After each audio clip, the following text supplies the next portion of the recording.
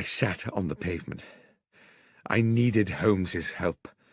The transgression of a broken promise was a trivial thing, surely, in the context of this appalling incident. I would go to him immediately. Aware that, in the haste of my pursuit, I'd left the front door of the house open, a new anxiety overcame me. Clearly this kidnap was the work of Organ's ruffians, and who was to say that they would not take advantage of an open door? I trotted as briskly as I could back to Baker Street. But the door was no longer open, and on such a close and windless day I thought it unlikely it had been closed by a draught.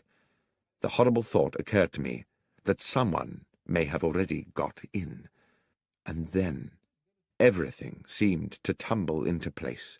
Cartwright's abduction had been intended to draw me out of the house so that the man masquerading as myself could gain entry. Holmes would be unaware of this. He would eventually open the door of the basement to his assailant and, believing it was myself he was admitting, would offer the easiest of targets. I had left the house without a key, but I knew there was a possibility of access via the rear of the terrace. This entailed my knocking at the door of our neighbour, Mrs. Harben, an elderly, amiable woman who seemed happy to allow me access to the rear of the building. Here I was obliged to scale a wall to the yard outside the back of our own dingy basement, the front room being that which Holmes had taken for his makeshift laboratory. There was no light within. I opened the door with infinite slowness.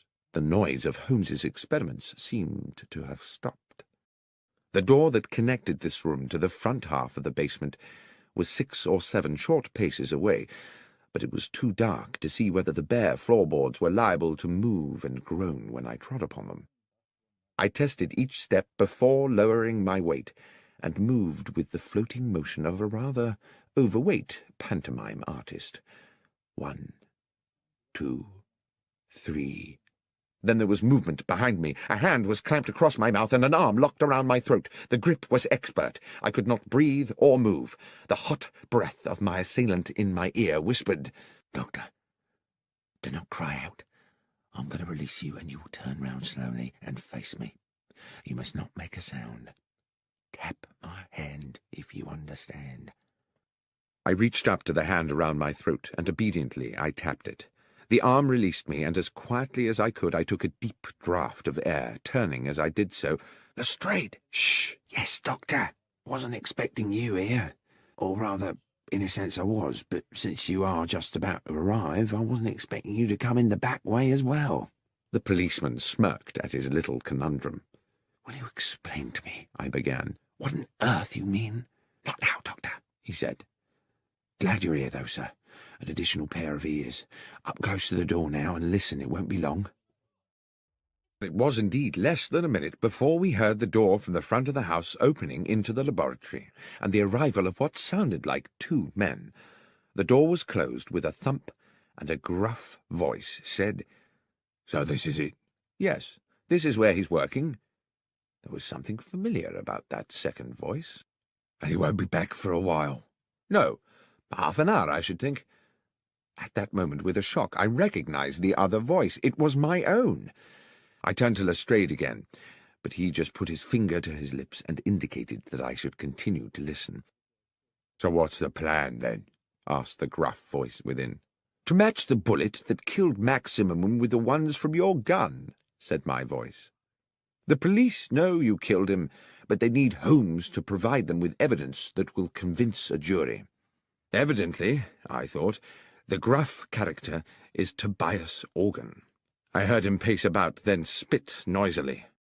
"Zimmerman's not the first one I've topped, and they've never got me yet. They say you only got £4 10 from him." "Never you mind what I got. Anyway, I never killed him just for the money. I killed him because he gave me a bad look. He gave me a bad look, and I gave him a bad headache. A bullet right between the eyes. Now, let's deal with this little problem."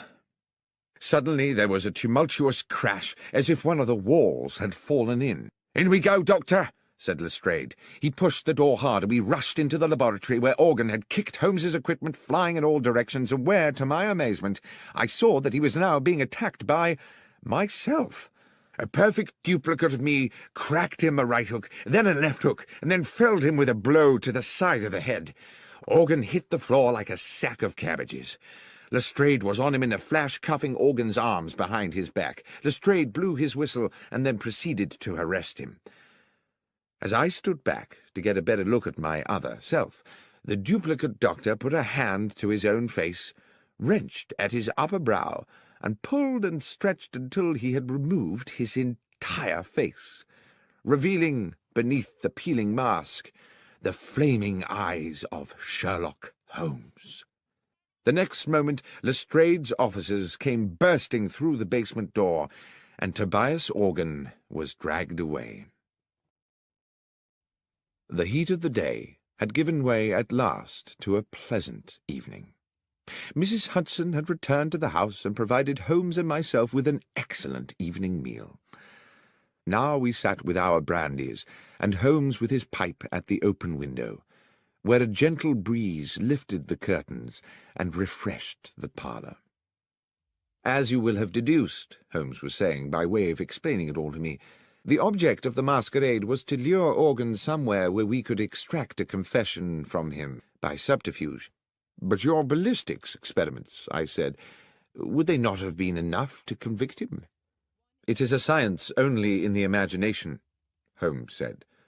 "And though one day I'm certain it will be more than that, there is much more work to do than I could accomplish in a fortnight. But Lestrade and I agree that if Organ believed himself to be at risk from my experiments, he would wish to destroy them. What on earth were you doing in there, Holmes, if the thing was a complete hoax?" "I'm afraid I did deceive you a little. I was not in there all the time. The mechanism of an old railway clock and a device employing elastic and a drum skin were intended to give the ear the impression of ongoing industry." "Well, it certainly deceived me," I said. "But was it really necessary for me to be incarcerated for the duration?" "I'm afraid so, my friend.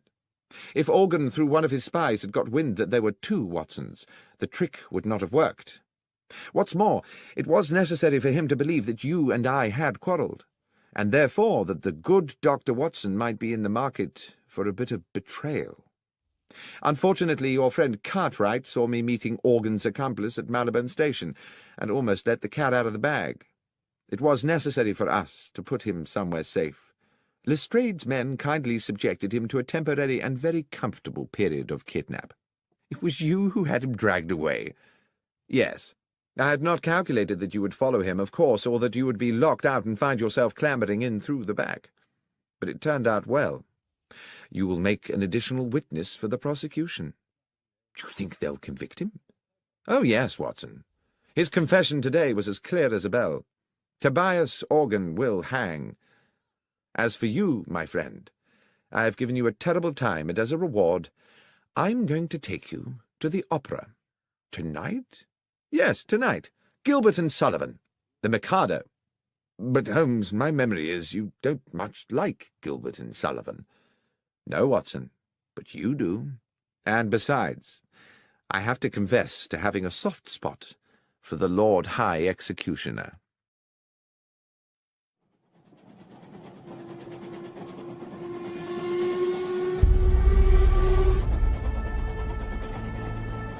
The Conundrum of Coach 13.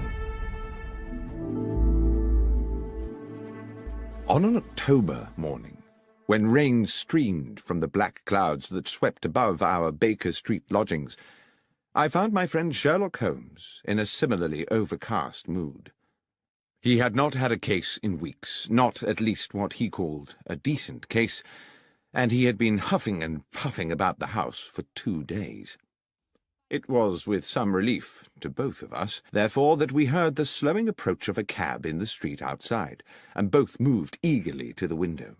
The hansom did indeed stop directly beside our door, and after a moment a large and finely dressed middle-aged gentleman emerged into the downpour, paid his fare, and rang our doorbell.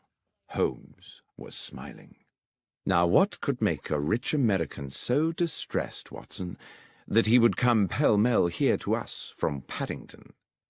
"An American?" I said, drawn irresistibly, as usual, into Holmes's tantalizing games. "Certainly, and I think a formidable character." "And do you wish to tell me how you deduce all that, Holmes?" "I deduce his distress and his nationality from the fact that he just tried to pay the cabby in American dollars before recalling which pocket held his pounds sterling. As for his coming from Paddington, that was the easiest of all, for the driver of the hansom is Henry Brown. I'm surprised you do not recognize him, who always works from the Paddington rank. As ever, Watson, I apologize for the banality of these observations, but you did ask." By now there were footsteps on the stairs, as Mrs. Hudson escorted the visitor to our apartment. While I inwardly delighted to note that my friend had returned to his amiable best in anticipation of a new challenge, I found myself praying that it would be a challenge worthy of his powers and his pent-up energies. No sooner had the door opened than the huge, rotund figure of our visitor, bright in a cream suit, burst into the room like an actor onto a stage determined to establish his character instantly. "Mr. Holmes!" boomed the American voice as both his arms swept forward to grasp my right hand. "Benedict Masterson! What a great privilege to meet you!" "Delighted, but I am Dr. John Watson," I replied. "This is Mr. Sherlock Holmes." With equally booming apologies, he bowed charmingly to me and turned to my friend. "Ah, yes. Now I see. Unmistakable, unmistakable."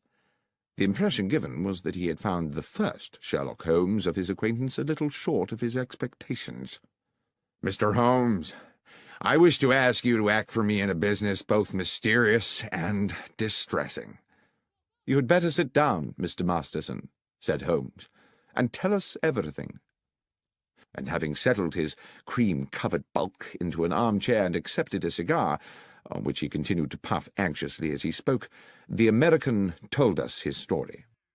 "I am a dealer in gold, gentlemen. Gold has been my life.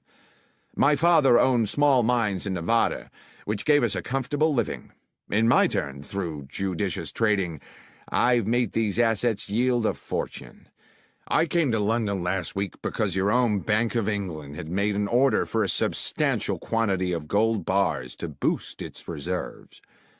The bullion was shipped into Bristol Harbour and transferred yesterday onto a chartered London train for transfer to the bank. I have been in London doing the paperwork, of which there is, let me assure you, no small amount. And I went to Paddington this morning to meet the consignment. The train was there, the gold was not." "I see," said Holmes. "Stolen." "Undoubtedly. How much?" "We're talking 4 or 5 millions, Mr. Holmes." "That's a large loss. Is the gold insured?" "Indeed it is, but you know insurance companies, Mr. Holmes. They are ever suspicious, and the circumstances of the gold's disappearance are, to say the least, rather strange." "The details, Mr. Masterson," said my friend, "if you please." "Well," continued Masterson, tapping a thick cylinder of ash into the ashtray, "I'd asked to commission an overnight train, and also insisted that it be discreet, not armored or escorted, or in any way having the appearance of a specially secured conveyance. I was offered the charter of a passenger train which returns empty from Bristol to London once a week, and which railwaymen jokingly call the Bad Luck Special, not because anything has ever happened to it, but because it normally consists of 13 empty passenger coaches, as indeed it did on this occasion. I insisted that the gold be packed in steel containers, each locked with a unique key. You will appreciate that gold itself, gentlemen, is a weighty metal, so each box contained only as many bars as would enable the containers to be carried. In order to prevent the possibility of them being removed from the moving train, I ensured that while they were small enough to go through the open carriage door, they were too large to pass through the windows, even with the windows slid down to their largest aperture. I then arranged for the doors of the bullion carriage to be locked from the outside so they could not be opened until the train reached London. The train was empty then, apart from the driver and fireman of the locomotive? No, Mr. Holmes. It is railway practice for all trains to have a guard, a practice I was very happy to comply with, since it meant my consignment would have an overseer throughout its journey, and to this end all the steel cases were loaded into the last coach of the train, coach 13, where the guard could keep a constant watch on them. The man employed for the job was a Mr. Lyons, Mr. John Lyons, a mature and trusted employee of the railway company. Here, strangely, Mr. Masterson stopped and smiled. I inquired whether he had ever worked on the French railways. Gare Lyons, you see. Gare de Lyon. Holmes smiled politely and nodded. Oh, forgive me, gentlemen, I could never resist a pun. To continue, the train left Bristol at 3 this morning, as scheduled. But when it arrived at Paddington at 6, the steel boxes of gold were gone. Mr. Holmes, this was an impossible robbery. The train stopped only once for a minute or so to take on water. Hardly time to unload a single box of bullion, let alone 100 of the darn things, weighing in at 150 pounds apiece. And the guard? Asked Holmes. Lyons claimed that he fell asleep somewhere into the journey and woke to find the bullion disappeared. He's being held at Paddington along with the driver and engineer, but all ardently protest their innocence. And with regard to other suspects, can you think of anyone in your organization who might feel inclined to take advantage of you? Masterson pinched his lips and looked embarrassed. Well, if I may confide something to you in the strictest confidence, my estranged wife, Laura, still has shares in the company. She believes that she should have more. There is some bitterness in this regard. However, I know Laura well enough to doubt that she is a thief. My friend simply said, "Thank you, Mr. Masterson. I will certainly take the case on. Would you be so good as to wire Bristol and inform them that Dr. Watson and I are on our way?" "I will, sir. You mean to go there today?" "Indeed, yes, as soon as I have made a check or two at Paddington Station." "Well, I surely thank you. I can think of no better hands in which to leave the case of the bad luck special than those of Mr. Sheer Luck Holmes." Holmes did not smile. "I never leave anything to chance, Mr. Masterson. Perspicacity and reason are the tools I employ." "Forgive me, Mr. Holmes. As I say, I am fatally attracted to puns." "We will keep you in touch," Holmes said, "with all developments." Within half an hour we were at Paddington, but before boarding the Bristol train, Holmes wished to make certain that the so-called bad luck special was secure. The train had been shunted into a siding, and we were relieved to find that police responsibility for the case had fallen to Inspector Stanley Hopkins, a young but ambitious detective with whom Holmes and myself had had numerous dealings in the past. Hearing that we were being engaged by Mr. Benedict Masterson, the inspector agreed to watch over the train and make sure it remained undisturbed until our return to London. It was still raining when we arrived at Bristol, where we met the station foreman, George Willits, an amiable man in his 50s, who gave the comforting impression of having been in his job for a lifetime and knowing the whole business inside out. Willits had been on duty the previous night and took us directly to the goods platform from which the bullion train had left. Though he did his best to be of assistance, he looked painfully weary. "I apologize to you gents for my appearance," he said, "but I was on night shift last night seeing out the special. Was just about to go off when the message came from London about the theft, so I've not yet been home to bed." "We won't keep you long, Willits," Holmes said. "I understand you were here when the bullion boxes were being loaded." "I was, sir. I supervised them myself. Watched them being lifted into the guard's carriage at this very spot, before I sent the signal to bring in the rest of the train." "The guard's coach was not connected to the train while it was loaded." "That's right, sir. The rest of the train was shunted out of the siding and coupled up just before she was due to leave." "And who brought her in?" Tommy Marriott, the engineer, and his fireman Pat McGlinchey. Old hands?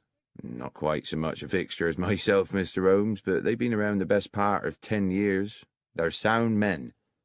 Good. Now, if you'll bear with me a little longer, Willits, I'd like to ask you a little more about the gold itself. How many men were involved in loading the carriage? Well, sir, it was quite some operation. Took 4 men to load each box, 2 inside the carriage, 2 outside. Damn heavy things, if you'll excuse me, sir. Over 100 weight apiece, and damn awkward squeezing them through them narrow doors. It was a hell of a job. And how long would you say the whole business took? It was about 1:30 midnight when they started, and about 2:15 by the time they finished, so almost 80 minutes. And after it was loaded, was there any delay before departure? No, sir. The rest of the train, as I say, was reversed in from the siding.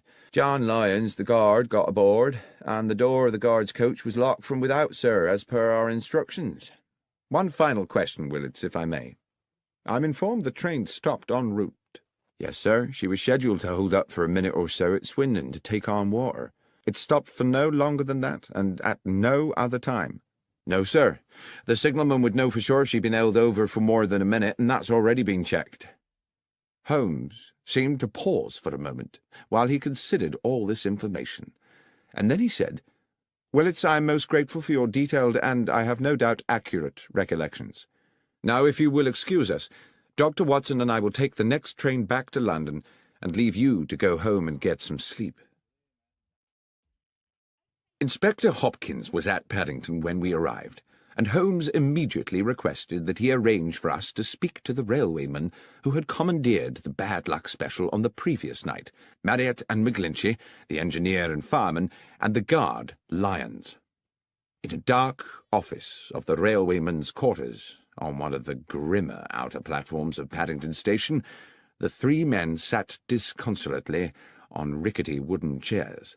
It occurred to me that they had by now been detained in this dismal place for several hours, and when Holmes and I were introduced to Lyons, he barely had the energy to nod to us. But he did speak, his words almost drowned in the muffler which half covered his mouth.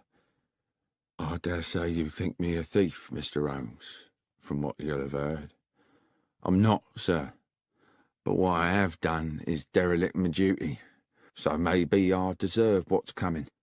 "I want to assure you, Mr. Lyons," Holmes said, "that my intention here is to uncover the truth, and uncover it I will. If you are, as you say, innocent of any crime, you have nothing to fear from the law.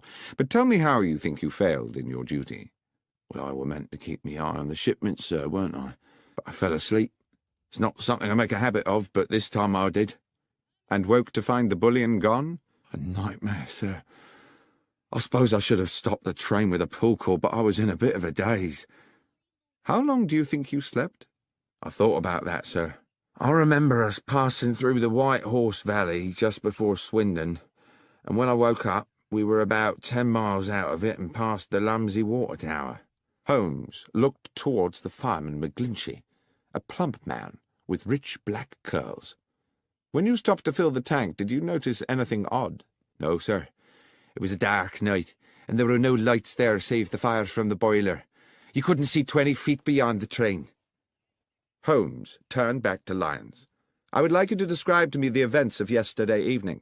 "Well, sir, I wasn't due to start my shift until 1 in the morning, so around about 12 I had a brown ale in the railwayman's canteen and collected some sandwiches and a can of tea for the journey." "Just tea and sandwiches?" "Yes, sir, and a piece of seed cake, if that's not too much detail."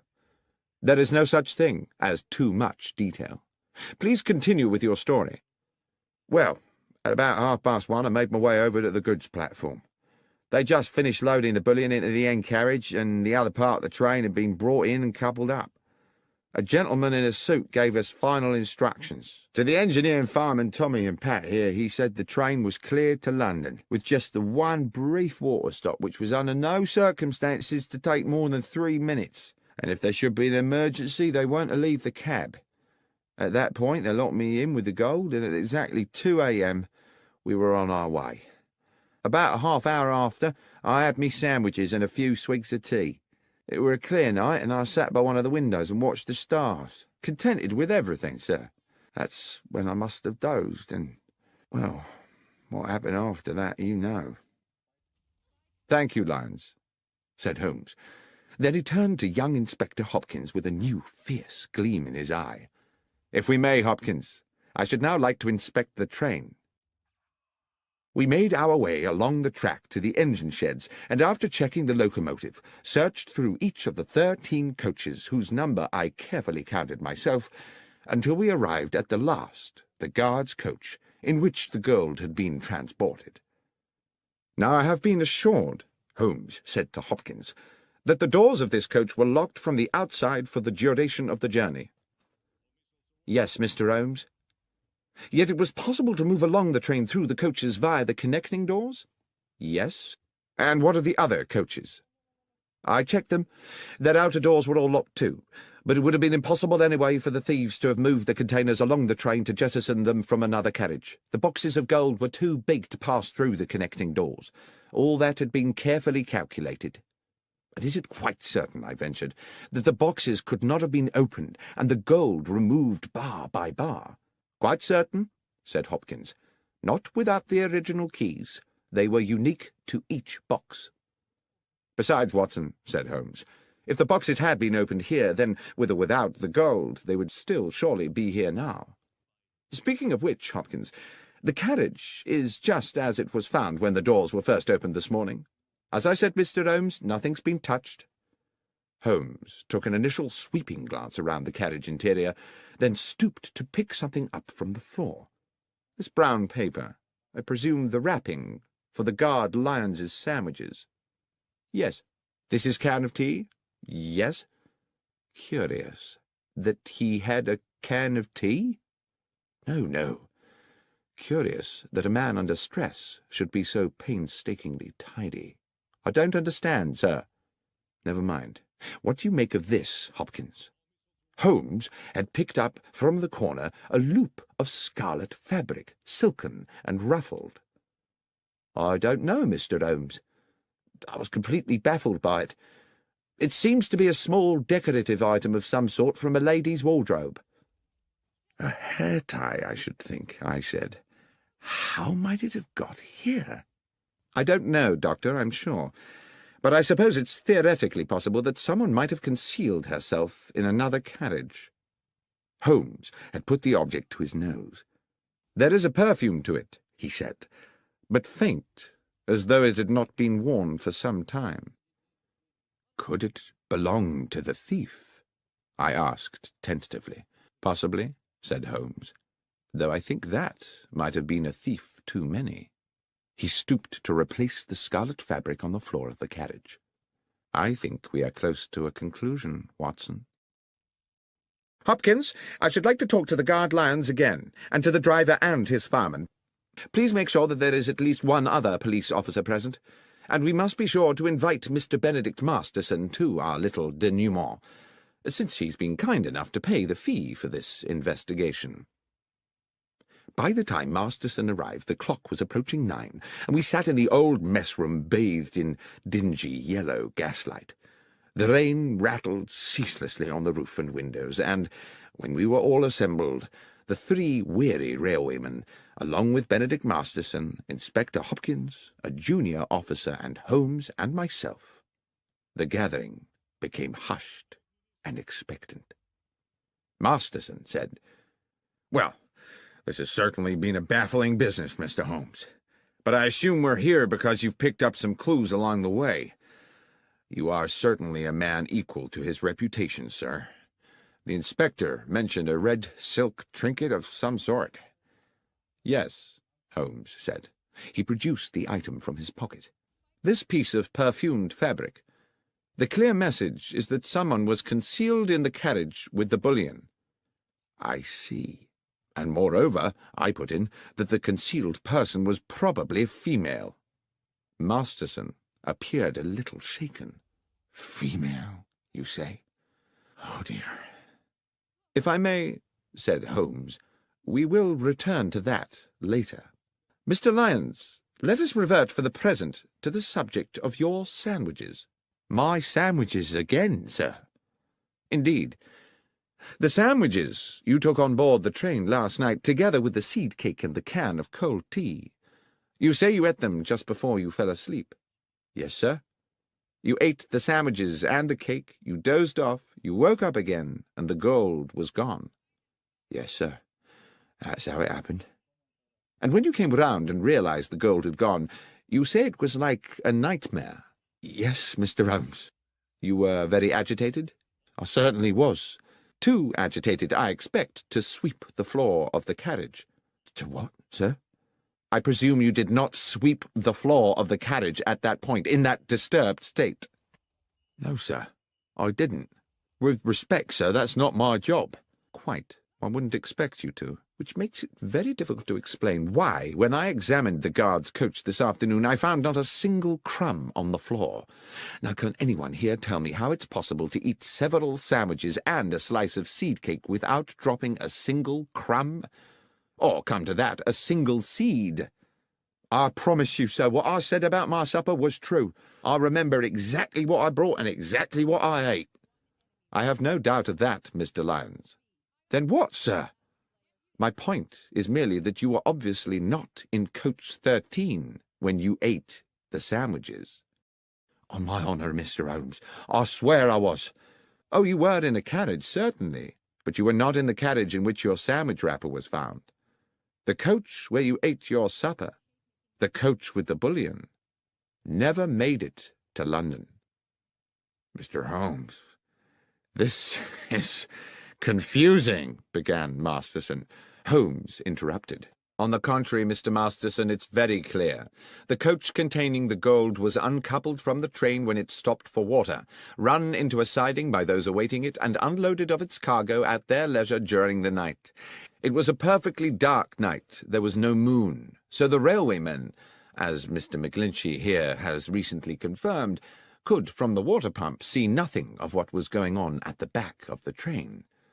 But, Mr. Holmes, said Inspector Hopkins, the bad luck special has 13 coaches. Everyone knows that. And you will no doubt yourself have noted that we passed through exactly 13 coaches in our inspection of the train this afternoon. Oh, it has 13 coaches now, of course, Inspector, Holmes said. And it only struck me after we had left Bristol and its pleasant station-master Willits that he had described to us in detail his whole engagement with the loading of the gold and the departure of the train without once mentioning that he'd counted the coaches before the train left. The fact is, he didn't count them. He didn't think he needed to. The bad luck special had always consisted of 13 coaches. He wasn't to know that your accomplices at Bristol had added an additional coach to the train before it was attached to the coach carrying the boxes. A coach with its seats stripped out to make it practically identical to the bullion car. On that one night, the bad luck special had not 13, but 14 carriages. When the train stopped to acquire water, it simultaneously shed a coach, and it very nearly, he continued, turning back to Lyons, shed a guard, too. You're a very fortunate man, Lyons. I don't feel fortunate, sir.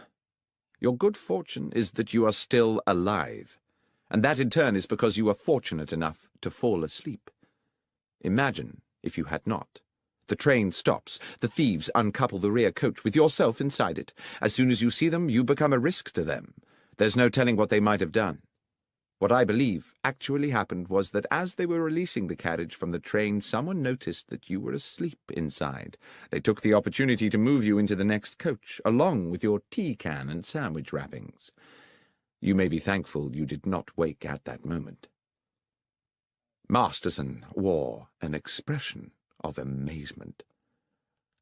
I am full of admiration, Mr. Holmes. But at the same time, I feel somewhat desolated. This clearly means that someone in my organization has betrayed me.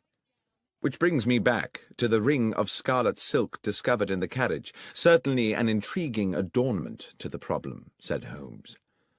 It could indeed signify the presence of a woman. But there is the mystery, I said, of how she got there, or what she might have done. I think, however, said Holmes, that is a mystery with a simple solution. At this point, Masterson appeared rather tragically stricken. "You're thinking—" "Yes," said Holmes. "You're thinking that my estranged wife, Laura— Dear God, that foolish woman—" "Oh, come along, Mr. Masterson. You know full well your wife had nothing to do with it. There was no one aboard the train save the 3 men here, driver, engineer, and guard, and none of them had anything to do with the robbery."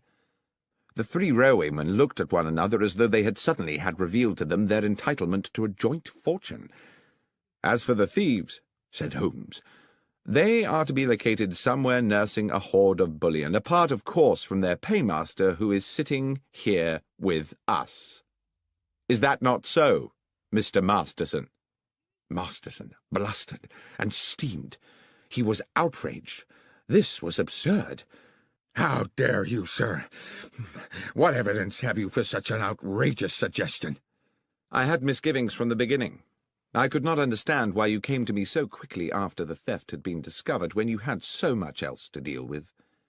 I see now that you were at pains to demonstrate to the insurance company that you were doing all in your power to recover the bullion because, of course, if you could have both the gold and the insurance money, you would have considerably augmented your fortune.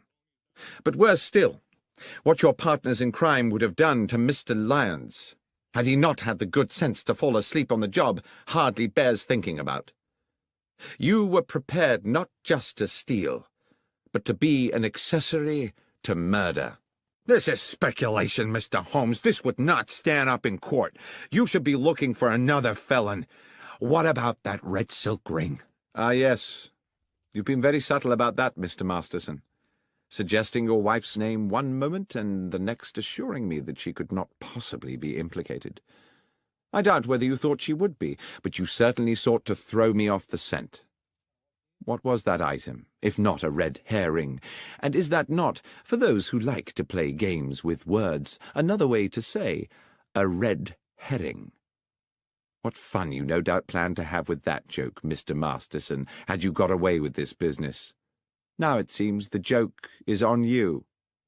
That was one pun, Mr. Masterson, which you would indeed have done better to have resisted." But whether justice was fully done is a moot point. In expectation of reducing his own sentence, Masterson eventually divulged the names of his accomplices and led police to the embezzled bullion. And although he was committed to prison for several years, it was clear that once his sentence was served, he would continue the life of a wealthy man. "I can't understand," I said to Holmes a couple of evenings later, "why you seem so damnably happy." "A man is never more content, Watson," he said, "than when doing well what his nature has fitted him to do. On which thought, will you pass me the tobacco pouch? I think we should indulge ourselves in a brace of good pipes."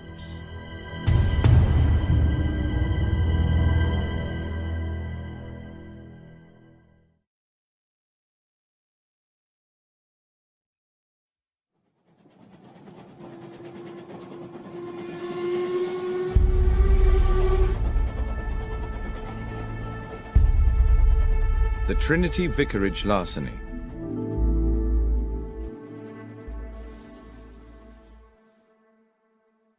One fine spring morning, Sherlock Holmes and I received into our rooms a portly gentleman in a purple dress. That at least is how it momentarily appeared to me, as I glanced up from the Daily Chronicle at the open door. The purple gentleman, it transpired, was the Right Reverend the Lord Bishop of Kent, an old acquaintance of Holmes, and he had brought with him, as so many of our visitors do, a problem that was clearly causing him some agitation. Mollified a little by coffee and a cigar, Bishop Spriggs needed no prompting to divulge his story. "The nub of my problem, gentlemen, is an unfortunate young priest. A young man of promise and talent, very popular with his parishioners, who has inadvertently got himself into deep water." "Intriguing," said Holmes. "You may recall," the clergyman continued, "that Trinity Church in the Kent village of Hetchingham was last year in the news because of an exceptional discovery." "Of course," I said. "A silver chalice of considerable worth was discovered in the crypt." "Yes, Dr. Watson. A magnificent medieval relic, the so-called Hatchingham Grail, weighing some 22 pounds. With my approval, it was sold to the British Museum, with the idea that a good portion of the proceeds would go towards restoring Hatchingham Church. The Reverend Kingsley, pending the beginning of the building work, had locked the money up in the church crypt. It was stolen yesterday. Holmes, you can imagine what an outcry there'd be if this found its way into the papers. It would be bad for Kingsley and the Hatchingham parish, and goodness alone knows what it would do for the reputation of the church. At any cost, the money must be recovered and the thief put away. And I mean any cost, Holmes." "Let us not concern ourselves with fees just yet," Holmes said. "Are there any clues at all as to who might be responsible for this theft?" "I'm not sure about clues," replied the clergyman. "Kingsley did make some sort of an attempt to discover the identity of the villain by chasing him over the fields after the theft, but I'm afraid he didn't get very far." "I think we had better meet the young reverend," said Holmes, "as soon as is practical. Watson, would you be at liberty to accompany me to Hatchingham for a few days?" "I'm utterly indebted to you both," said the bishop. "I dare say while you're in Hatchingham we could put you up at the Trinity Church Rectory. Or there's the Jolly Bulldog, if you'd prefer an inn." "Ah," said Holmes, "the Jolly Bulldog. Now that sounds like just my kind of animal." We journeyed to Hatchingham the next morning and established ourselves at the cosy but crumbling hostelry that was the Jolly Bulldog.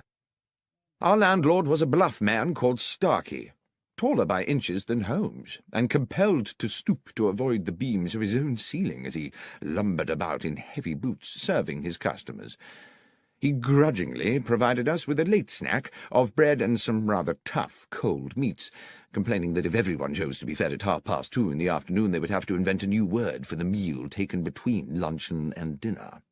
"Leftovers?" said Holmes to me impishly, and at a level which I am sure Starkey was meant to overhear. "Might be that word?" The publican growled ominously as he left us, and I leaned over to Holmes and whispered, "There is surely an example of how a little power may go to the head of a man and make him too big for his boots." "I was thinking rather," said Holmes, "from the way he clumps about this place, that his boots are rather too big for him." I saw the two gentlemen on a nearby table smile at this remark. "I shouldn't take a lot of notice of Starkey," said one of them amiably. "He's just as tiresome with all the customers." The gentleman introduced himself as John Hapton, and his companion as Matthew Winslow. Although neither Holmes nor myself disclosed the details of our mission to Hatchingham, it seems they knew we were expected, and it turned out that both gentlemen were members of the parish committee, and were fully apprised of the theft, though they were quick to assert that it was not yet public knowledge. "I hope you will be successful," said Hapton, "in bringing this thief to book. We are fond of our vicar, and he has been a deeply troubled young man since it happened." The Reverend Kingsley's house was accessed from Hatchingham Lane by a short stone path. A few steps beyond the vicarage stood the church, with, on the west side, a moderate-sized graveyard. On the other side, with its own access to the lane and shaded by a handful of fruit trees, stood Cherry Cottage, which we would later discover to be the residence of the verger and his wife. The Reverend Kingsley was a man in his early 30s, small in stature but of good looks, his clerical dress the quintessence of neatness. While clearly stricken by his predicament, he remained calm and articulate, and did his best to make us welcome in a pleasantly appointed parlour whose deep-coloured, thick-piled carpet and embroidered cushions evidenced a delicate sense of taste. "It's a relief to see you, gentlemen," he said. "The bishop told me all about you, about your many successes in solving complex cases. The problem, as you know, is that while we saw the thief escape, we were unable to establish his identity. However, there are one or two factors which, though they seem opaque to my own consideration, might prove illuminating under your own, if I might show you." "I would be most grateful, Mr. Kingsley," Holmes said. "First, though, I see that you have recently held a meeting in this charming room. I presume that apart from the 3 other gentlemen present, the 4th was yourself? You keep the side chairs in another room, I take it." "Good Lord, how did you know all that?" "Oh, it's a simple matter. The carpet beside the window has indentations of 4 chairs, and therefore I presume 4 people, but there are no chairs in the room whose feet would match." "Well, yes, you are, of course, quite correct," said Kingsley with a broad smile. "The parish committee convened here just yesterday, as we do each week. Yesterday was the day I broke the news that the Grail money had been stolen, and I hope that that news will remain privy to the committee members until such time as the thief is caught, but—" The vicar paused, and Holmes said, "Please, go on, Mr. Kingsley." "But," continued the young clergyman, "the gentlemen on the parish committee are the same 3 who sat here 2 weeks ago, when I revealed that the money for the Grail was in the crypt of the church. Only they and I knew of the fact, you see, so I can no longer be as confident as before that they are all honest men, which is a most unfortunate thing." "It was all in cash, I presume," Holmes said. "Yes, Mr. Holmes. I kept cash so that I could employ local men to restore the church and pay them by the day. I have little time to run to the bank and make a withdrawal every time a man finishes plastering a wall." "The money was under lock and key?" "Yes. There is a safe in the crypt where the church's small treasures have always been secreted." "And the crypt itself is locked?" "Yes. It can be entered either from within the church or by a door leading from the churchyard, and both those doors are locked at night. Mr. Holmes, I do hope you can help me with this. I don't know how my flock will ever forgive me if that money is not returned." "Then perhaps, if you can bear to go over it all again, you would be so kind as to tell Dr. Watson and myself the circumstances of the robbery." "Yes, of course. 2 weeks ago, looking out of this window on a Monday morning at about 11, I saw a man—I'm fairly certain it was a man—standing at the lich gate and looking over into the churchyard. I would not have given this a moment's thought, except that he wore a hat with an unusually wide brim, and had it pulled so low over his eyes, and his collar so high that one could not distinguish his features. As I say, I cannot even be certain it was not a woman, except for his way of moving. I watched him for a good 10 minutes before he turned and strode back along the lane towards the village. That same afternoon, this time from an upstairs window, I saw him again, but now further along the lane, standing under a tree and once again seeming to study the church and its grounds. His contrived anonymity naturally put me on my guard. In the evening after those first 2 sightings, I was sitting in that very chair, Dr. Watson, which you are currently occupying, when a thought hit me like a bolt of lightning, a thought which you no doubt will be surprised had not occurred to me earlier, that this stranger might have designs on the money in the crypt.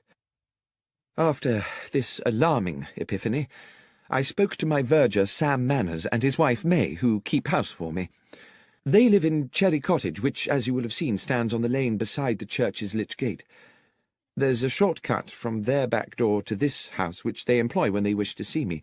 I mention that because, as I think you will agree, it bears upon the matter.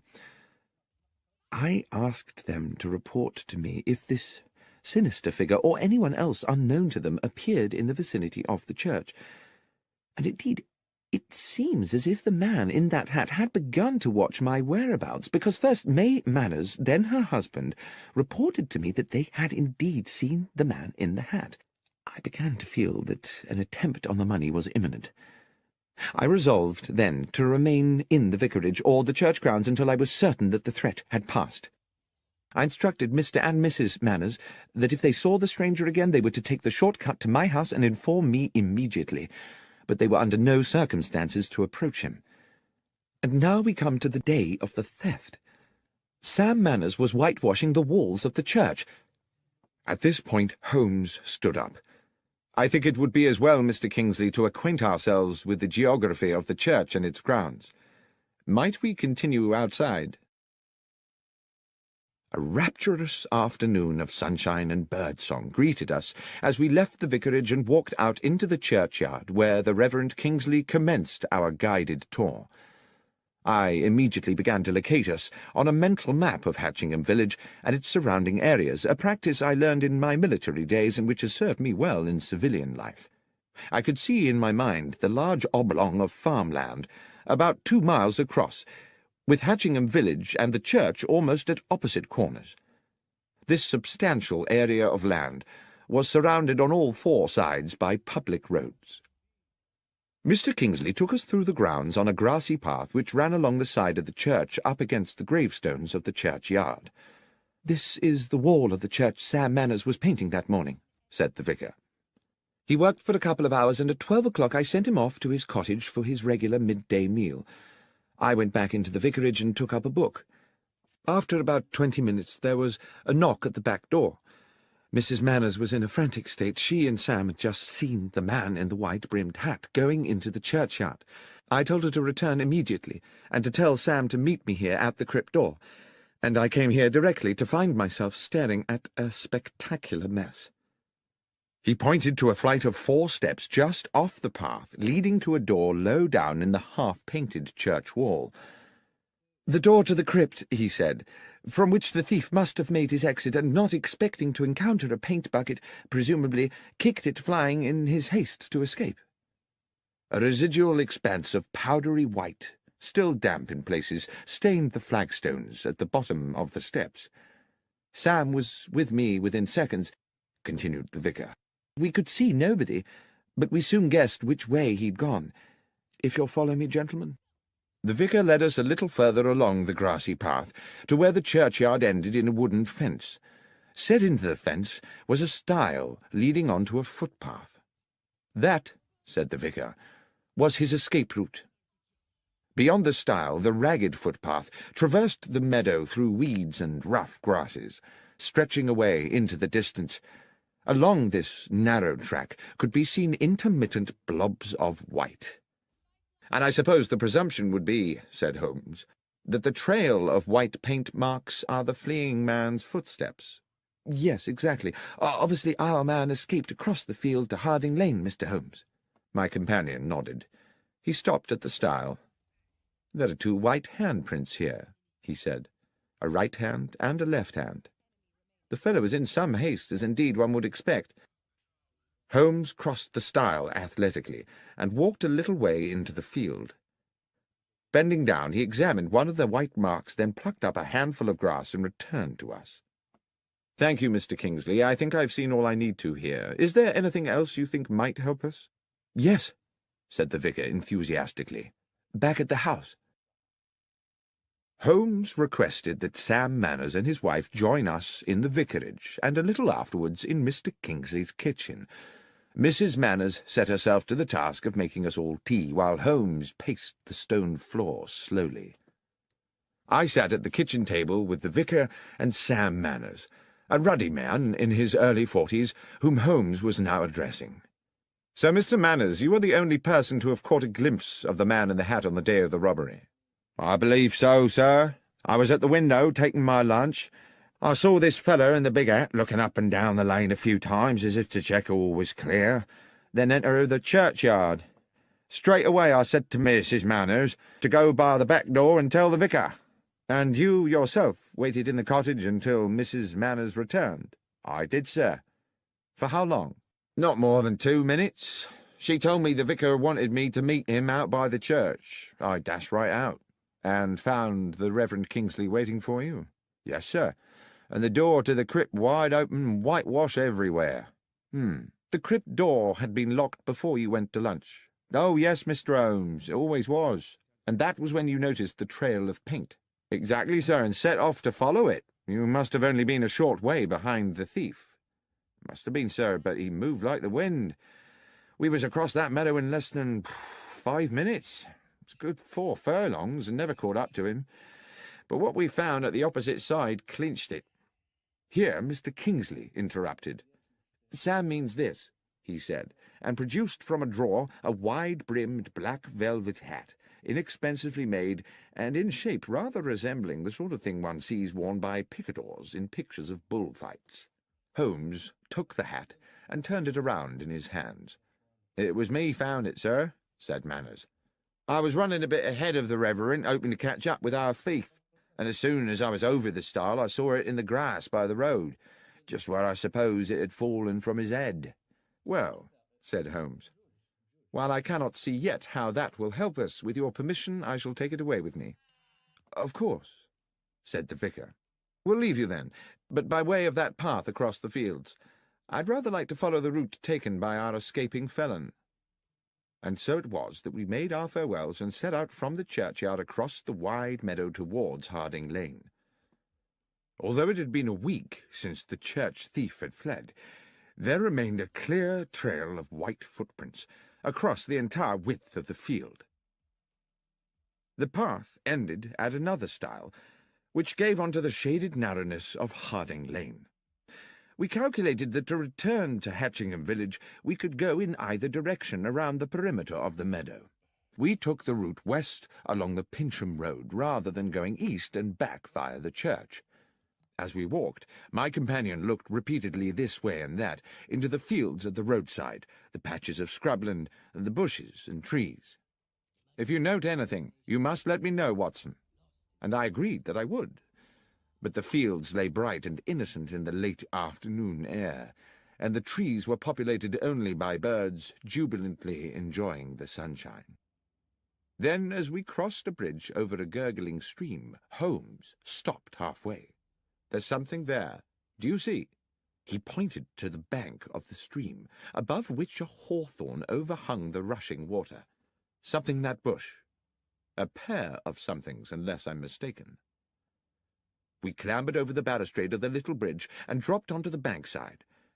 The hawthorn was thick, and even at close quarters my eyes were at pains to penetrate into its depths. Holmes, using a fallen branch the thickness of his arm, smashed his way into the bush. His soft cry of triumph told me he had found something, and he reached in and retrieved in one hand a large pair of leather boots. "What do you think, Watson? Is this or is this not the footwear of our thief?" "They're certainly large, those of a very big man, I should say, and there are white marks on the soles. Shall we see how they fit those prints on the church meadow?" "I think we can assume that much, Watson. But what would induce the villain to jettison his boots here?" "Perhaps," I said, "he thought he was still being chased, and knew that if he were caught wearing them he would be recognized straight away." "Equally suspicious if he'd been found with no boots at all," said Holmes, "though I suppose he may have carried a spare pair of shoes with him. Watson, it is fairly clear to me the thief is a local man. Why, unless he feared to be recognized, would he indulge in such an elaborate disguise? Let us go back to the Jolly Bulldog. That, after all, is where the locals like to congregate." In fact, on our return to the inn, we found John Hapton and Matthew Winslow, the parish committee men we had met earlier, having returned to, or perhaps never having left, the same table. As we sat down, Holmes placed beside him on the floorboards the pair of boots we had found in the hedgerow, causing the two gentlemen to look at them inquisitively. When Starkey, the landlord, arrived to serve us, the first thing he said was, "Your boots, gentlemen?" "Not ours," said Holmes. "We found them in a bush in Harding Lane." "Strange what some folks'll throw away," said the publican. "They looks in prime order to me." "Hardly been worn," Holmes replied, and then he asked, "Would these boots fit you, Mr. Starkey?" And seeing our companions on the nearby table watching, he added, "Or either of you, gentlemen?" "Not me, sir," Starkey replied, rather more amiably than I had expected. "I know my boots look weighty, but my feet ain't so big as you might think. It's just I'm subject to blisters." "But you find big boots help your blisters?" I asked, my experience of patients suffering with that condition telling me the opposite. "No, sir. To start the blisters, I need to put on 3 pairs of thick hose, so I always gets my boots well over my proper foot size." Then, rather sardonically, he said, "Thank you, though, for asking, sir." Mr. Hapton, on the next table, asked, "Do you mind me asking, sir, what's your interest in boots?" Holmes said, "It's an investigation we are conducting in which boots have, well, some scientific significance." Then to me he whispered, as our neighbour turned away with a disbelieving grimace, "It's as I thought, Watson. We have our culprit." "Starkey? No, not Starkey. One of these—" and I indicated with my thumb the two men from the parish committee. "No, Watson." "Who, then?" "These boots, Watson. Do you observe nothing untoward about them?" "No, not at all. They're practically new. They're of a large size. Apart from that, they are undistinguished." "On the contrary, my friend, I would say they were distinguished by a lack of paint." "I beg your pardon?" "I mean, Watson, that there are white marks on the soles, to be sure. But tell me, pray, how a man with his hands covered in whitewash could have unlaced and removed his boots without leaving marks on the laces?" "I don't know," I said, "but it would be a singular coincidence if someone completely innocent had jettisoned a pair of boots with paint on the soles." "There is no coincidence," Holmes said. "These boots were undoubtedly left here by the thief, but not in the way we were intended to believe." "Are you suggesting that you know who the thief is?" "The thief, Watson, is the Reverend Kingsley himself." "But how could it be, Holmes? There was no time for him to escape across that meadow and return to the vicarage in time to meet Sam Manners outside the church. How can a man chase himself across a meadow?" "As you know, Watson, we are due to meet the bishop this evening at Trinity Vicarage. So let us finish our meal. I will explain everything there." We had promised the bishop an interim meeting at the vicarage to advise him of our progress in the case, which no doubt the clergyman expected to be only moderate this soon after our previous meeting. But we had hardly settled to our sherry in Mr. Kingsley's comfortable parlour than Holmes declared dramatically, "You will no doubt be delighted to know, gentlemen, that Dr. Watson and I have solved the case." I did not think it my business to confess that after my previous conversation with Holmes I was as much in the dark as anyone, but I sat quietly sipping my sherry while I watched my friend open the bag we had brought from the inn and remove the two large white-stained boots we had found beside the stream. The bishop's eyes widened. I have to say he looked incredulous. Mr. Kingsley, too, wore a sceptical smirk and raised his eyebrows. "Please tell us, Mr. Holmes, what you think you have found?"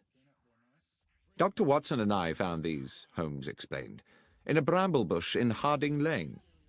Big boots suggested we were seeking a big man, yet the footprints told us his stride was short. It was our landlord at the Jolly Bulldog who enabled me to understand the dichotomy. He is a man who buys bigger boots than his foot size in order to accommodate extra socks. Our villain, however, bought his bigger boots in order to accommodate another pair of shoes, leaving the footprints of a bigger man than he is himself. Is that not so, Mr. Kingsley?"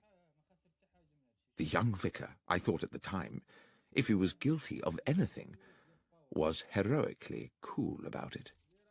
He betrayed nothing but genteel surprise.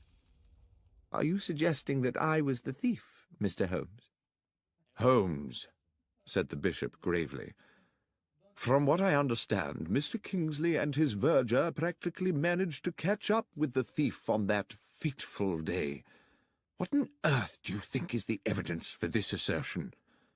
"My lord," Holmes said confidently, "Mr. Kingsley wished to embezzle the money raised by the sale of the Hatchingham Grail and decided to construct a piece of theatre which would deceive investigators. He not only invented the spectral man in the large-brimmed hat, he also on several occasions paraded in the hat and the high-collared coat and ensured that Mr. and Mrs. Manners caught a glimpse of him.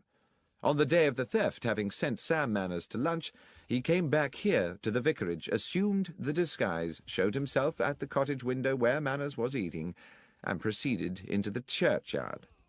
Dashing back to the vicarage again, he slipped out of his cloak and hat and waited for Mrs. Manners' knock on the door.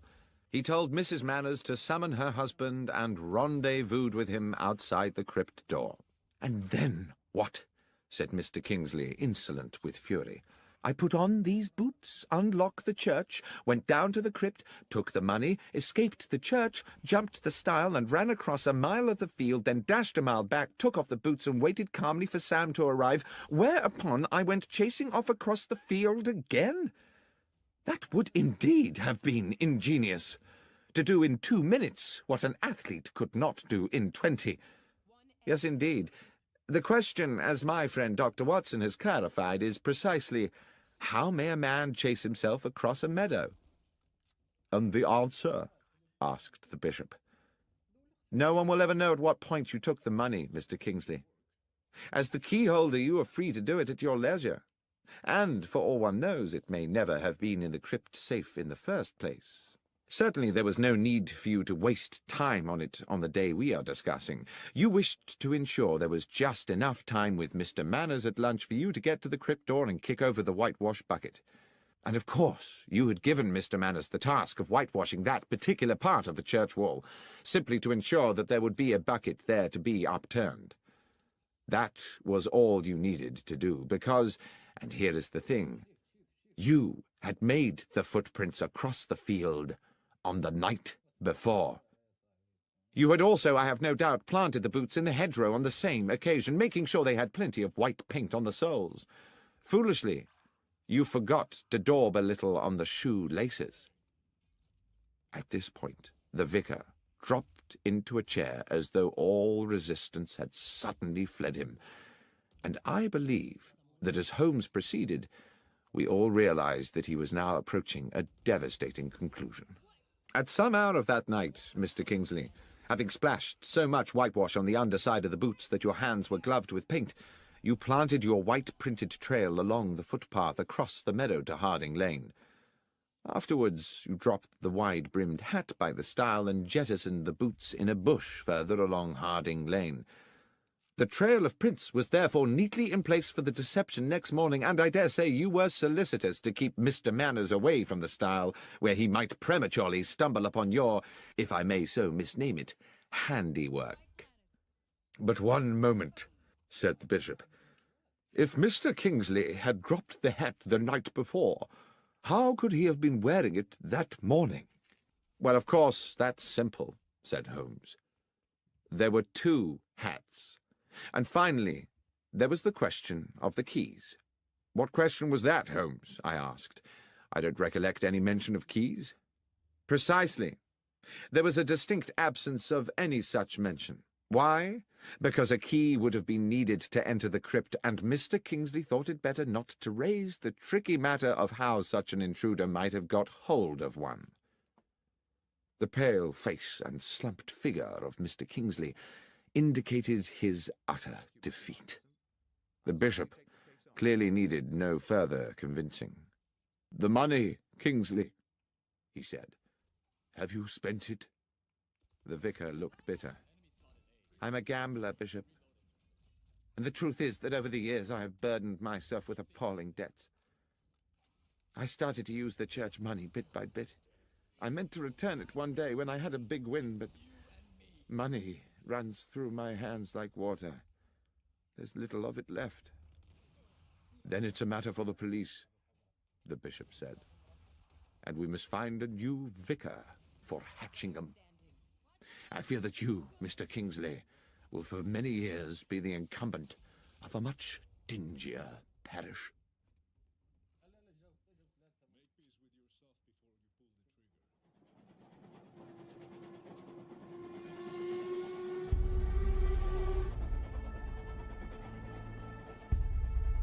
The 1059 Assassin.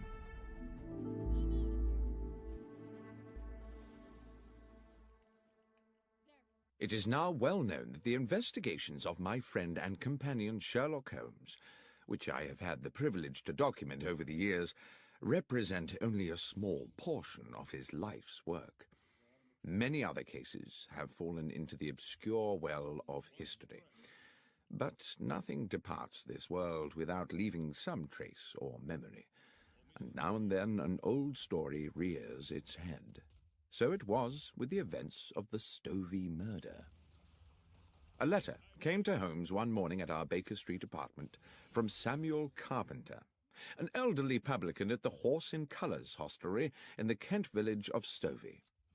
Several years previously, Samuel Carpenter had been a witness at the trial of Arthur Weeks, a local villain accused of intimidation, abduction, blackmail, and grievous bodily harm.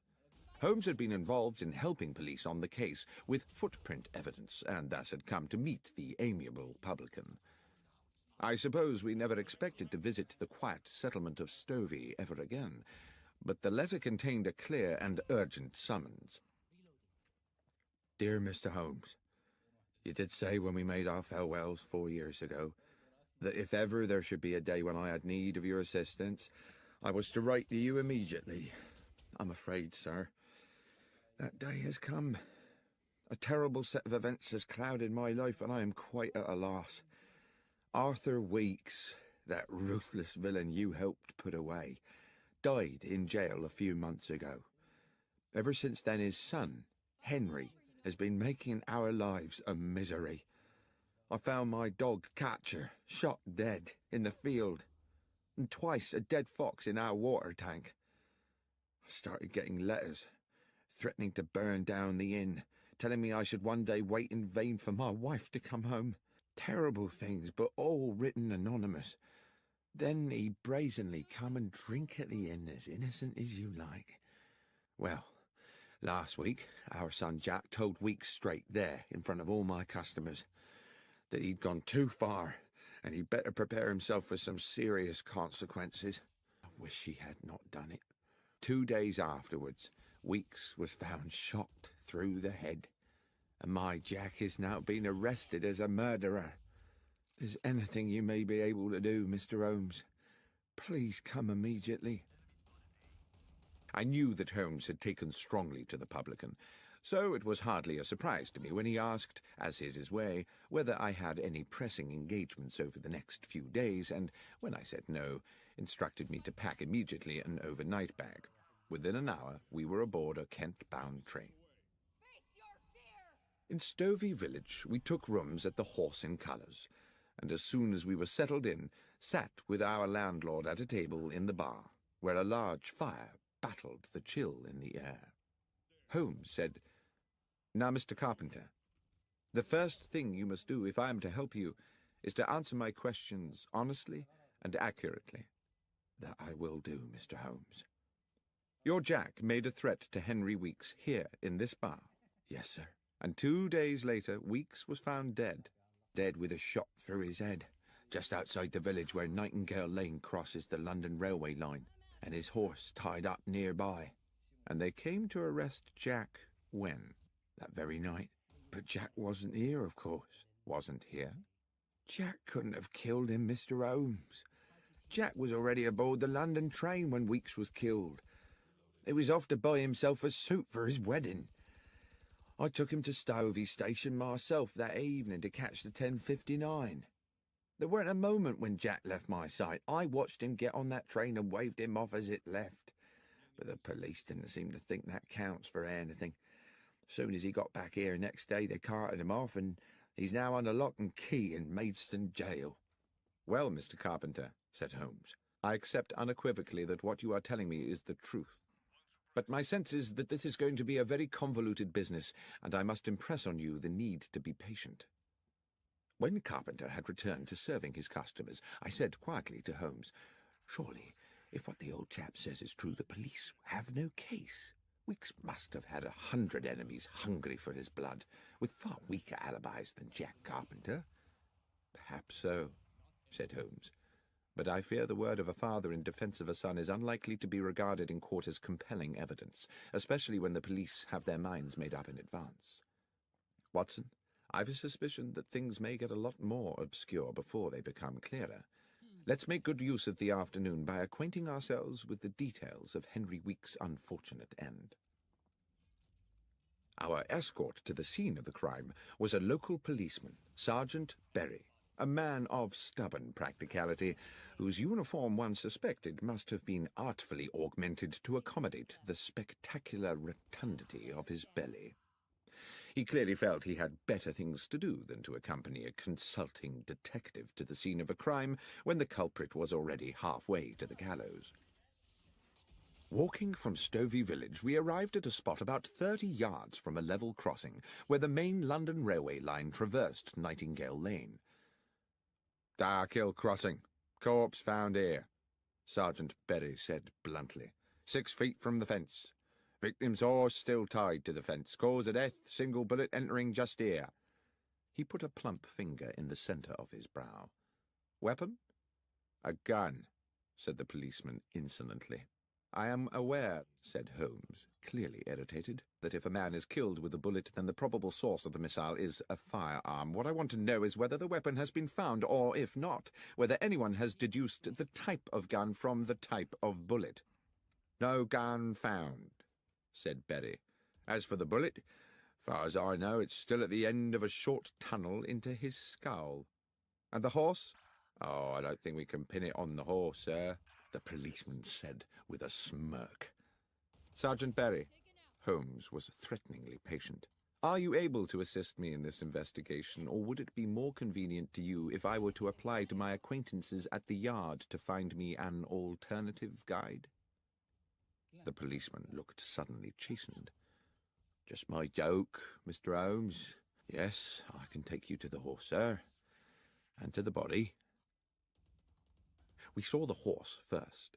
It had been stabled with the police horses in a yard in the village, a tall brown stallion with rather frightened eyes. When young, it must have been a formidable creature. Now it looked ragged from a lifetime of hard riding. Holmes looked it over carefully. The animal was skittish, seemingly distressed, and tried to pull away when Holmes held its bridle to examine its head.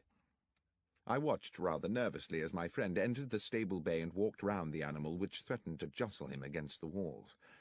Then, when he reached the front of the creature again, Holmes said, "There's a mark here. A sharp wound, can you see?" On the right foreleg, just above the fetlock joint, was a slender but quite noticeable lesion, apparently caused fairly recently. Holmes turned to Berry again. "Was this mark here when the horse was found?" "I believe so." "Good. Well, since we seem to be in the business of investigating wounds today, you'd better show us the way to the morgue. Incidentally, Sergeant, how well do you know the accused man?" "Fairly well," replied the policeman. "Do you know whether he has friends, acquaintances, perhaps, of some intimacy?" "Well, not really that I know of, sir. He was always at his father's public house, and they were ever a close lot. Sergeant Berry stopped.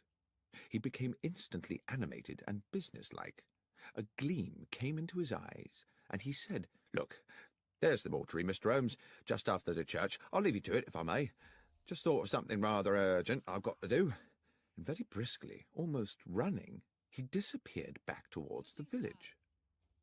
"Strange," I said to Holmes. "What do you think that was about?" "I think," said Holmes, "that I've put an idea into his head. I only hope it doesn't complicate matters." It transpired that a post-mortem on the dead man had been commissioned, but that the police pathologist had only arrived from London that morning, possibly on the same train as Holmes and myself. I knew Professor Yardley a little through my connection with St. Mary's Hospital in Paddington, and he was quite amenable to my assisting him with the matter in hand. He was a conscientious practitioner, and while the cause of death seemed evident, he thoroughly inspected the externalities of the corpse before opening it. The head wound was a clean, almost star-shaped hole, glutted with dried blood.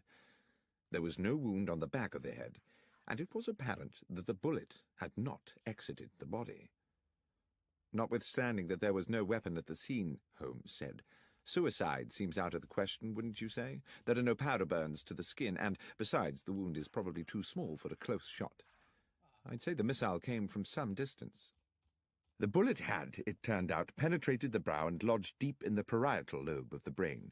But, as Holmes had suggested, the hole in the skull was small, and there was not the dramatic shattering of bone one might have expected from a close shot. Suicide, Professor Yardley concurred, was not a possibility. "We are certainly looking for a murderer, then," I commented to Holmes as we wandered back towards Stovey. "Well, somebody killed Henry Weeks for certain, Watson. But I have to confess that at this moment I have no idea who it was. You don't think we might be wrong about Jack Carpenter after all?" "I do hope not, Watson. It would be an appalling tragedy. But then I suppose for one poor soul or another, murder always is." I had hoped that our next port of call would be the Horse in Colours, for an icy wind had blown up, and I was ready for a glass of beer and the comfort of the inn's blazing logs. But Holmes walked us straight to Stovey Station, where, he said, we must make an important call. I steeled myself against the increasing cold as the last light faded from the sky. The station master at Stovey was Milton Fraser, a man dressed to give the impression of order and precision, his cap fitting perfectly the balding sphere of a small, neat head, and a fine silver pocket-watch peeping from his waistcoat pocket. Holmes, whose own knowledge of the country's railways is second to none, won his confidence easily. "I wish to ask you, Mr. Fraser," he said, "about yesterday evening. There is a late train to London, I believe." "The 10:59, sir." "It was on time?" "It was, as it generally is. Not much traffic on the tracks at that hour." "And do you recall whether any passengers boarded the train at Stovey?" "Of course I do, sir. Young Jack Carpenter." "Just him?" "Yes, sir. His father saw him aboard. I watched the train pull away myself." "And there is no way anyone could have left the train after that?" "Well, not here in the station, no. Not without my seeing him." "Not in the station?" "No. I suppose it might be possible for someone to alight at the crossing." "The level crossing?" "Yes, sir. The 10:59 always stops at Darkhill Crossing for a few minutes. Safety precaution, sir. Thornley Bridge over the Stour is considered unsafe for 2 trains until they finish the repairs, so the 10:59 up train must wait until the 11:04 down has come through." "And this happens every night?" "Can't recollect when it last didn't, sir." "Lastly, Mr. Fraser, can you recall which part of the train Mr. Carpenter boarded?" "Second compartment of the 3rd carriage, sir. I'm quite sure of that." "Thank you, Mr. Fraser. You've been more helpful than you know." "I suppose we now have to consider," I said to my companion back at the Horse in Colours, as I stared into the flames of the fire, "that Jack Carpenter shot Henry Weeks from the stationary train." "We must consider it, certainly. Yet I think it rather unlikely. How would Carpenter have known his intended target was going to be waiting there at the crossing? Then what is the significance of the stopping train? Has it any?" "I'm beginning to think it has, but I must confess to being currently unsure in what way." "Well, let's eat and then sleep on it," I said. But at that moment our cosy evening was horribly interrupted. A young woman, hair dishevelled, came screaming into the bar. "Mr. Carpenter! Mr. Carpenter!" The elderly landlord came rushing in from the kitchen. "What is it, Sarah?" "It's Beth Miller. They've taken her in." "Who's taken her?" "The police. That Sergeant Berry's arrested her. Says he found a gun." "What's this?" cried Holmes. "Who is Beth Miller?" "Beth is my son Jack's betrothed," Carpenter said. "Their wedding is fixed for next month. Beth's a good and honest young woman and gentle as a lamb. I'll see that blasted policeman." Holmes barred his way and put a hand on his shoulder. "If I'm to help you, Mr. Carpenter," he said, staring hard into the man's wild eyes, "believe me when I say that it will not serve our purposes to be too precipitous. Dr. Watson and I will go straight to the police station and find out what's happening. I beg of you to do nothing before you hear from us." Having received Carpenter's assurances, we made our way out of Stovey to the police station, a thick-walled stone building halfway along to the next village. Once a brewery, it now had the grim air of a medieval lock-up. It would not be exaggerating to say that my friend and I received a cool welcome from Sergeant Berry, whose domain this appeared to be. "Yes, sir. I do have a young woman in custody here, and I can confirm that she has been charged on suspicion of murder." "And can you tell me," said Holmes, "how she is supposed to have committed this crime?" "Well, obviously, sir, we don't know all the details yet, but with a bit of imagination, an intelligent person might construe that she had lured Mr. Weeks to Nightingale Lane on some, shall we say, enticing pretext, lain in wait for him, and dispatched him with a bullet as he tethered his horse." "And," said Holmes, "would this same intelligent person construe that Jack Carpenter had a part in this?" "Well, yes, sir, that person, assuming he was using his faculties, would conclude that quite obviously Jack Carpenter was an accessory before the fact, and therefore equally culpable." "Thank you, Sergeant," Holmes said, "for simplifying what I, in my sluggishness of mind, had considered a mystifying problem. Might it be possible for us to see the prisoner now?" "I'm sorry, sir. I couldn't permit that." Or should it wait until I have received authority from my good friend Superintendent Wales at the Yard? The policeman licked his lips, pretended to consult a piece of paper on his desk, and said, "Well, as you say you are a friend of the superintendent, sir, I'm sure 5 minutes wouldn't hurt." We were shown to a cavernous room where rusted iron remnants of the brewhouse remained bolted to the walls and ceiling. The large skylight had been set with bars, and there were no other windows. A pretty dark-haired girl of no more than 20 years sat at a wooden table. She reacted to us with suspicion as we were admitted, but no sooner had the constable left us alone with her, and no doubt largely in desperation, she confided in us readily. "Miss Miller, we have a limited amount of time," Holmes said to her, "and you must tell us everything you can about this business." "Yes, sir. I'll try. I think I may have done something foolish, sir." "Foolish?" "I think I were the first to find the body, sir, you see." "Well, now," said Holmes, "I'd certainly not guessed that." "I planned to see my Jack onto the London train," she continued, "but we was held back at the farm delivering a calf, and I knew I was likely to miss him. The train usually stops by Dark Hill Crossing, so I thought if I cut along Nightingale Lane, I might be able to wave him off. But when I got there, the train was already disappearing across the bridge. Then, a stone's throw from the track, I saw a horse tied up to the fence, and something on the road beside it. When I got up close, I saw who it was. Henry Weeks, covered in blood, and next to him the gun." "And you picked up the gun?" I asked. "Yes, sir." "Why? Why did you not go directly to the police?" "Well, sir, because I recognised the gun. I meant to hide it somewhere. It was Jack's gun, you see." I failed to conceal my shock. "Jack's gun?" "So you took the gun," Holmes said, "because you thought Jack Carpenter might have killed Weeks?" "Yes, sir.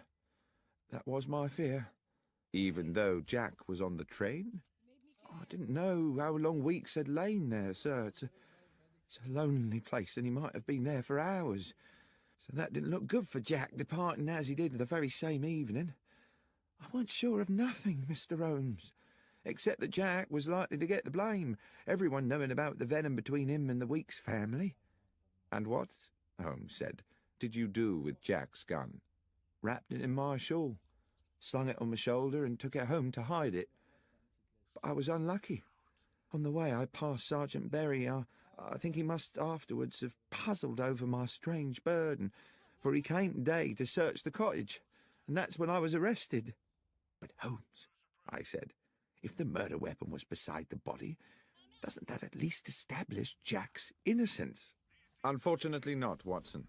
The assumption we had made was that the murder occurred while Jack was on the train. If it happened well before that, I fear that either he or Miss Miller here remain the prima facie suspects." "But I didn't kill Henry Weeks, sir. I swear to God." "I don't believe you did, Miss Miller, but we have to convince the police of that. Be hopeful." But as we walked back along the lane that evening towards Stovey and the horse in colours, Holmes seemed somewhat less certain. "I have little to go on at this moment except instinct, Watson. I do not feel that Jack Carpenter killed Henry Weeks, and I feel even more strongly that that young woman did not do it either. But feelings, I'm afraid, are not evidence. Let's hurry back to the inn and hope the bar is still available to us. Then we can make an assessment of these matters in comfort." The inn was closed to customers when we arrived, but Mr. Carpenter hastily provided us with a bottle of whisky and some bread and cheese. The fire was still glowing bright, and I sat there for a good hour while my friend went away to ask some questions of our host. Eventually, he returned and reclaimed his seat beside the fire. "Can we number the suspects in this case, Watson?" "Well, apart from Jack Carpenter and the girl Beth Miller," I said, dropping my voice, "I suppose Jack's father, our landlord, is another possibility." "Yes, and since we know he saw Jack off onto the train, either he or his son would have needed to commit the murder some time earlier. But how early? I've just spoken to him at length. He assures me, and I believe him, that there are plenty of people prepared to swear that both he and Jack were here all afternoon, and Beth spent the day at farm work. Even so, if the police go ahead and prosecute a case against one or all of them, there's a strong chance a jury might find them guilty, based purely on the assumption that they would at some time have had the opportunity. We are not out of the woods yet, Watson. I see what you mean. Our inquiries seem to have stalled, rather. I refilled our glasses from the whiskey bottle, and Holmes puffed at his pipe. Then suddenly he said, "The secret is on that train, Watson. I'm sure that's where it is. What time is it? 20 minutes to 11. Come along. We might just get there before it leaves." It was an old cart that transported us post-haste along the hold and muddy lanes of Stovey, so that we arrived at the station splattered and not a little shaken. We were, however, in good time to meet the 10:59. Unfortunately for us, the station master, Mr. Milton Fraser, was again on duty. Despite his obvious respect for my friend, however, he became instantly resistant on hearing Holmes's request. "No, sir. I'm afraid I most definitely cannot hold up the 10:59 London train. Mr. Fraser, this is no flippant request. An innocent young woman will spend tonight locked in a dungeon, as will her fiancé, unless I am able to complete certain essential inquiries. I ask only for 10 minutes. Mr. Holmes, my reputation may be a small thing by the world's standards, but it is very important to me. 10 minutes is a long time to delay a train. But if I can guarantee you that this will not affect your reputation, can you really do that, sir?" "Mr. Fraser, you have my word on it." A long, thoughtful pause. Then, "Very well, Mr. Holmes. I'll do as you ask." When 2 minutes later the great black locomotive hauled its clanking carriages into the station, Mr. Milton Fraser went straight to the footplate and had words with the engineer. A wave to Holmes and myself, who were some way along the platform, told us all was clear, and we boarded the train. Holmes went directly to the second compartment of the third carriage, which contained just one late passenger, an elderly gentleman sitting beside what I saw immediately to be the medical bag of a general practitioner. "If I may interrupt your peace and quiet, sir," Holmes said, and having outlined his reasons, asked, "Were you aboard this train last night?" "I was," said the older man. "I take this train pretty well every night. I'm a medical man with a practice in Newbury and a home in London." "Were you in this same compartment last night?" The elderly physician laughed. "Creature of habit, sir. Same compartment every night." "And do you recollect the young man who, I believe, got onto the train at this station yesterday?" "I do, as a matter of fact. He sat there, right opposite me by the window. Pleasant young man." "Good. Now, sir, the train stopped at Dark Hill Crossing a little way up the line. Do you recall anything unusual about that?" "Oh, it stops there pretty well every night, but, well, I do remember something, as a matter of fact. The train whistled, as it usually does, to see if the down train is close enough to respond. At just that moment, I remarked a small flash of light outside the train, like the sun reflecting off brass." "And the young man," said Holmes. "What was his response?" "He seemed as puzzled as I was. He said he knew the area and couldn't imagine what it could be." "Thank you, Doctor," said Holmes. He led me briskly from the train. "We have just 3 of our 10 minutes left before the train leaves, Watson, but I think it might just be enough." Mr. Fraser was waiting for us on the platform. "All done, sir?" One final request, Mr. Fraser. Are these the same carriages and in the same order as made up the train last night?" "Yes, sir. That doesn't change much." "Then I'll need to get onto the line to check the other side of the train." "I don't know, Mr. Holmes. The down train is due. You'll be at too much risk." "I shall be quick." And without further discussion, he re-entered the train, crossed the compartment, opened the further door, and dropped onto the down line beyond. At almost precisely that moment, we heard a whistle, and Fraser said, "By golly, Dr. Watson, that's the down train crossing the bridge." I waited for a half-minute, but when I heard the rumble of the approaching train, I could restrain myself no longer. "Holmes!" Holmes!" I called. "Get a move on, for God's sake!" But the last words of my sentence were drowned by the roar of a locomotive thundering into the station and hissing to a halt next to the 10:59. I'm not sure what I thought had happened. I could see that Holmes had not regained the empty compartment for a terrible moment. I hovered in a cloud of anxiety. Then his head appeared, between the bottom of the train and the platform edge. He had ducked under the stationary train to avoid the incoming express. "Holmes, are you all right?" "More than all right, Watson," he said as he clambered back onto the platform. "Especially as I believe I can now name our murderer." He turned to the rather shaken station master. "The train may leave, Mr. Fraser, but there are conditions. I see there are no facilities for uncoupling a carriage here in Stovey." "Correct, sir. There are no sidings here." "Then I must ask you to travel to London with the train, and to ensure on arrival that the carriage in which the physician gentleman is travelling is impounded at Paddington." "Good Lord, Mr. Holmes, is the doctor a suspect?" "No, Mr. Fraser, but one might say the carriage is." Despite his misgivings, the station master was heroically compliant, and directly he had arranged for a message to be sent to his own family, he boarded the 10:59, which had now, for one night only, become the 11:25, and the train pulled out of the station on its way to London. "Well, Holmes, I probably don't need to tell you," I said, "that I am completely baffled." "You can be forgiven for that, Watson. It has been a puzzling business.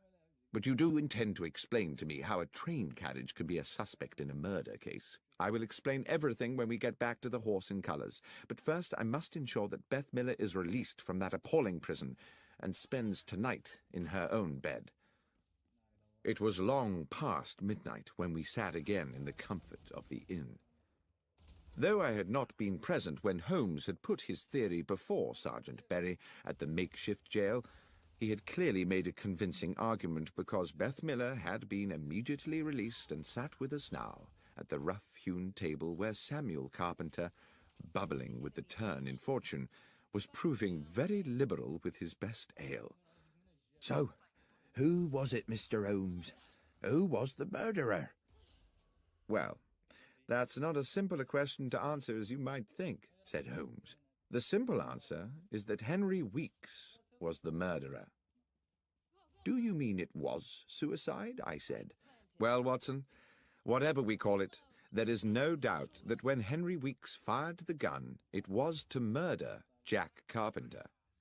Around the table, Mr. Carpenter, Beth Miller, and I, all wearing similar baffled expressions, sat staring at Holmes, waiting for him to elucidate. "Henry Weeks," Holmes said, "went to the spot with the intention of killing young Jack. He knew the train would stop there, and he meant to get a shot at his victim through the carriage window. Things seemed to be going well for him. Jack Carpenter was sitting on the Stovey side of the train, so Weeks would have had a good view of him from the lane. Here is what I believe happened. Weeks took aim, but at the very moment he was about to squeeze the trigger, the train blew its whistle. My guess is that the horse reared up and kicked the butt of the gun, hence that wound on the beast's foreleg. The gun went off."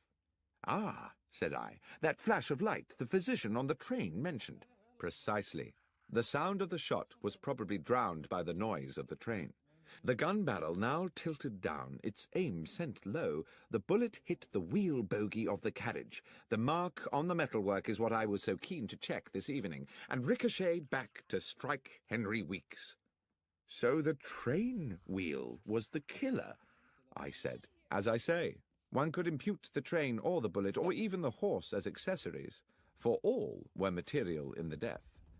But the fact of the matter is that Henry Weeks, in a rather elegant example of poetic justice, inadvertently murdered himself." Holmes and I took the first train back to London the following morning, passing on our way out of Stovey Station the sight of Weeks's lonely death.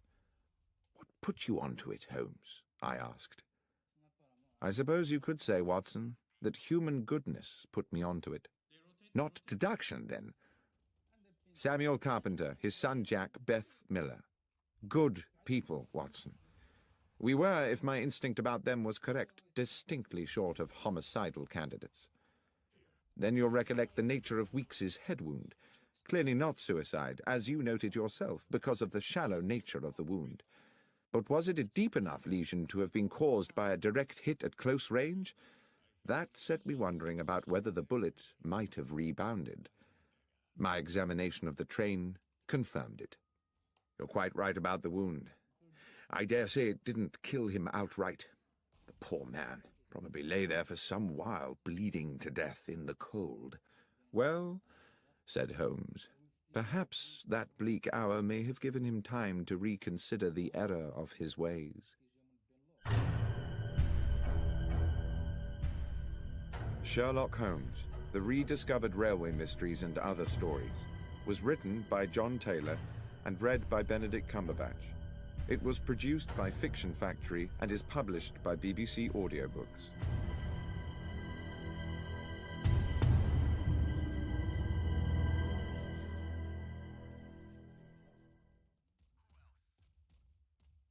When I was young, it contained the treasures of boyhood, a catapult, a lump of beeswax, the carapace of a crab. For many years since, it has been the repository of an archive, admittedly a rag.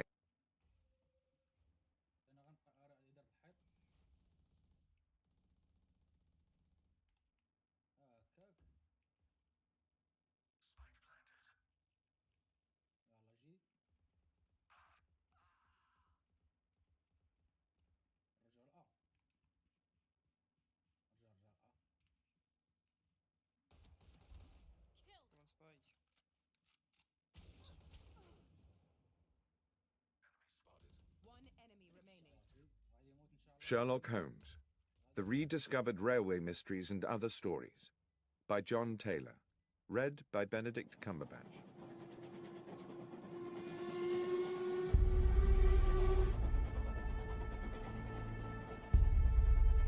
An Inscrutable Masquerade.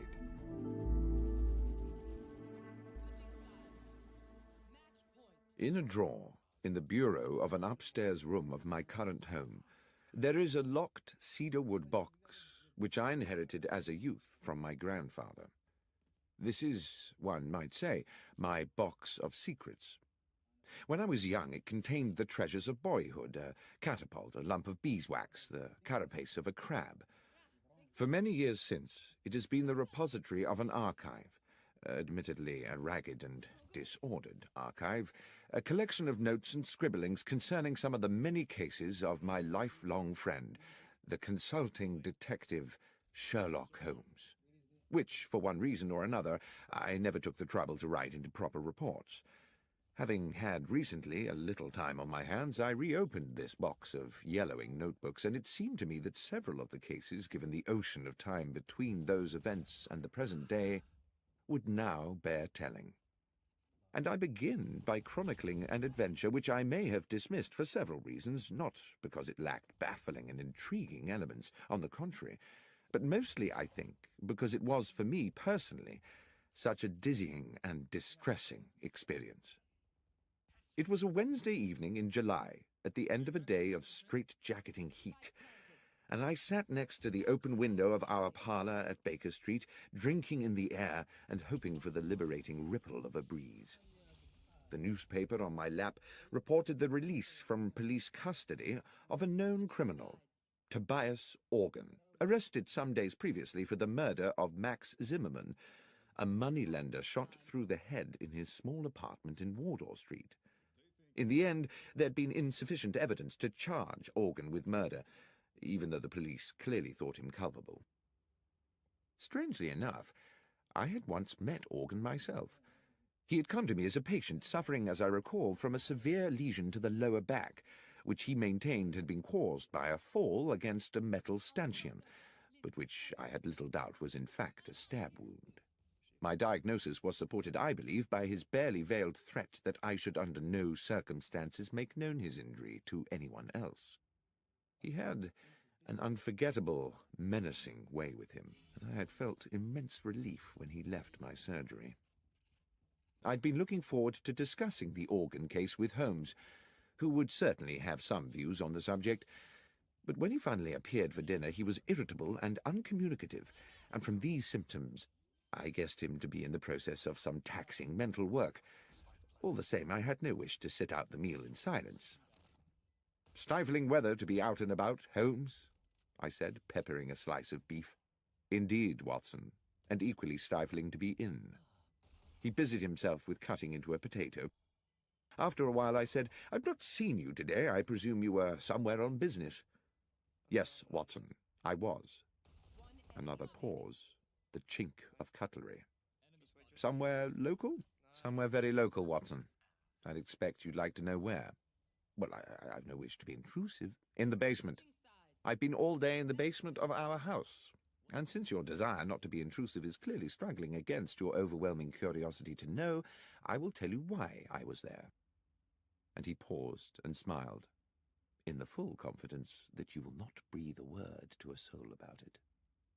"Why, Holmes, of course not. And on the understanding that if I do tell you, you will not be able to leave this house until my work is complete." "What?" I put down, almost dropped, my knife and fork. "You don't mean not leave at all?" "That's precisely what I mean.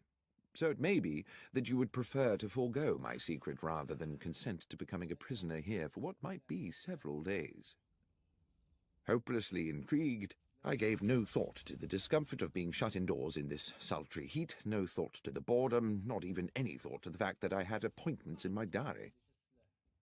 "I'm prepared to abide by your request, Holmes." He stood up from the table, his meal unfinished, and went across to the hearth to retrieve his pipe and tobacco pouch. As he filled his pipe and lit it, he sank into his armchair. "I believe you have been preoccupied with the case of Tobias Organ, Watson." "Yes, it has been on my mind. How?" "You twice left the newspaper open at that page. The moneylender Zimmerman, a legitimate businessman with a wife and young children, was murdered with an army rifle. The police have many reasons for believing Tobias Organ to be guilty of the crime, and one of these is that he owns an army rifle. Organ, of course, denies that his firearm is the murder weapon." "Well, yes," I said, "one would expect he would." "But suppose," said Holmes, "suppose there was a science which could with certainty tie a bullet to the gun which fired it." "Well, that would be marvellous," I said. "But there isn't, is there?" "Well, Watson, let us say that such a science is seminal. It is exactly this problem which I am wrestling with at present in the basement of the house. I've set up a laboratory of sorts down there where I can conduct some experiments. Progress is promising, and if the results are as I expect, they will certainly send Tobias Organ to the gallows.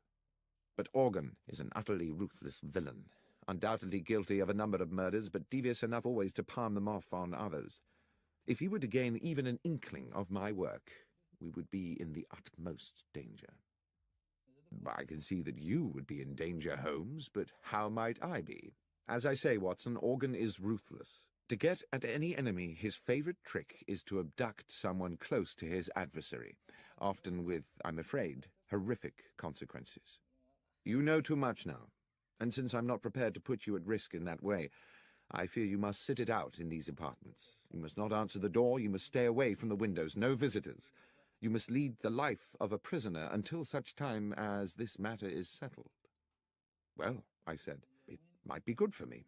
I have a medical paper to write, and the period of confinement might induce me to keep my nose to my studies." "Excellent, Watson. I'm sure your sacrifice will not be in vain." I really did not see myself sacrificing very much at all. I spent the evening cancelling all appointments of the following week, and went to bed rather looking forward to a few days of fruitful incarceration. The morning found me in a hopeful mood in what appeared to be an empty house. Holmes, I presumed, had already descended to his basement laboratory. Our landlady, Mrs. Hudson, had left me a pleasant, cold breakfast, an indication that she herself had had to leave the house early. The day, while already warm and bright, had not yet begun to turn oppressive. The clock over the hearth ticked slowly as I settled down to my books, experiencing for the first time since my student years some of the quiet ecstasy of study. By midday, the room had become hot. My concentration meandered and thirst plagued me. I wandered downstairs to Mrs. Hudson's apartment and found her still absent, so,